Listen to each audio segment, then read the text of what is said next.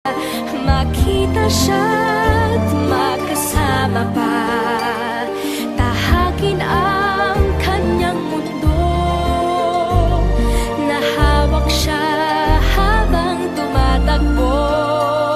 Sa puso ko ay nadarama, nasa piling niya bawat sandali.